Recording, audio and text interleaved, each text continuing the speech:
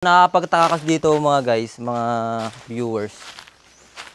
Etong simbahan na to, walang bakal. Imagine, so napakahirap magtayo ng sinong engineer na magnanais na walang bakal ng pagpapatayo ng ng ganito. Panahon ng mga Ehipto, 'yon, walang bakal, no? Pero napakabihira na nun, 'di ba? So dito din daw may mga nakukuhang mga kayamanan.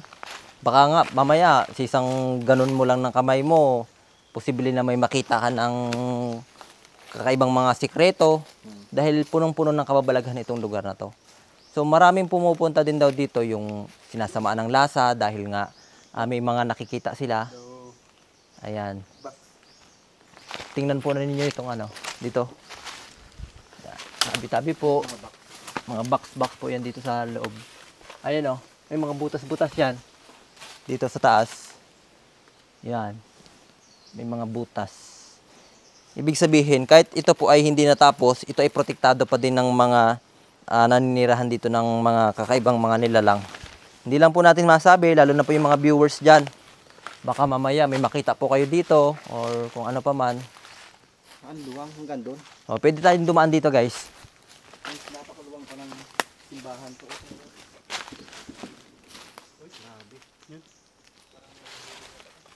Sabi po, makikipasyal-pasyal lang po kami. Yan. Ito yung maaring likod ng simbahan. Yan. Maaring nagtitipon-tipon sila dito, magtitipon sana dito kung sakasali natapos. Ito yung materials na ginamit nila. Yan yung materialis na ginamit nila dyan. Mga corals. Imagine, napakalayo po ng dagat dito. Doon pa po sa dulo. 'Di ba? At bigla na lang may lumitaw na isang ganito simbahan dito, 'di ba? Napaka misteryoso po ng lugar na ito. So dahan-dahan lang po, baka matapakan po natin dito ay isang malaking sawa. O kubra. Tibali sana kung sawa, wag la ang kubra. Tabi-tabi po. Yan. So ito yung mapapansin nyo guys sa likod. Ang creepy talaga ng lugar na to. Yan. Tingnan nyo naman yung puno. Yan. Imagine nyo lang mga viewers natin dyan sa ating YouTube channel ng Mindorinyong Mangyan na pumasok ka dyan sa loob tapos imang bundo na yung kakalabasan mo, di ba? Pasok ka dyan Ayan. Marami na ako sa inkantad dyan Di ba? Nakasugpuin ako ni Hana. Sobrang bihira na makakita ka ng ganitong mga puno sa panahon ngayon. Lalo kung nandito ka sa Pilipinas, di ba? Sa ibang bansa, oo, pero dito sa atin napakabihira. Bakit dito pa mismo lumikit sa Puno, sa bato. Ano na yan? Simbahan.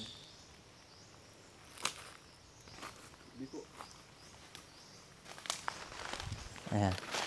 Dito din ay maraming sabi-sabi na maraming nagpapakita ng mga mga engkanto dito. Pero mula sa pagpapatayo nitong simbahan na to, ang kasabayan po nito ay yung sabayan ng Nauhan. Ganito rin, hindi rin natapos. Tapos siya, Tapos siya. kaso mas malaki ito. Mas malaki. Kita mo yung sa Nauhan, hindi nyo yan napansin na Panamaan niyo sa Nauhan. ito yung kasabayan ng sabayan ng Nauhan. May ilan sa bayan ng Pilipinas na nagtayo din ng ganito ng sabay-sabay. Hindi lang natin matukoy kung saang bayan pero isa po ito sa pinakamalaking simbahan na inyong makikita na hindi po natapos. Yan. Imagine na lang kung natapos po ito ng ng isang araw, gaano karaming turismo o maraming tao ang pupunta dito, 'di ba? Sobrang dami dahil sa simbahang ito.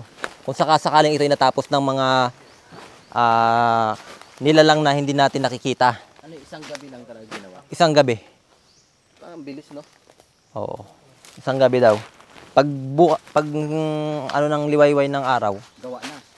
ganito na to, halos kalahati na. Posible na mas mataas pa ito noon.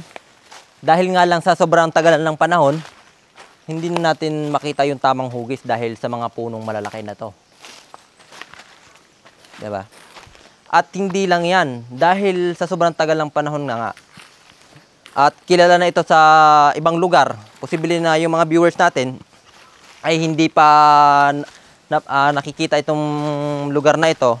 Marami pong mga tao, mga turismo na naniniwala na kapag nagtirik sila dito ng mga kandila, ayan, ay isang pamamaraan at paggalang nila para makakonekta sa mga nilalang na posibleng nagtayo nito dahil ito nga ay may simbolo ng pananalig sa Diyos. Posibleng isa to sa pamamaraan nila at paniniwala nila na makakonect sila kay Lord, 'di ba? So dahil ito nga ay itinayo bilang simbahan. Kaya maraming nagtitindig yan, maraming nagtitindig ng kandila, maraming pong nagtitindig ng kandila dito.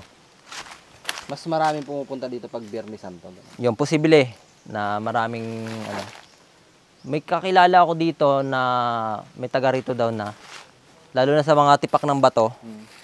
Nakakuha sila ng mga kayamanan o posibleng makakatulong sa kanila dahil sa mga tipak lang ng bato.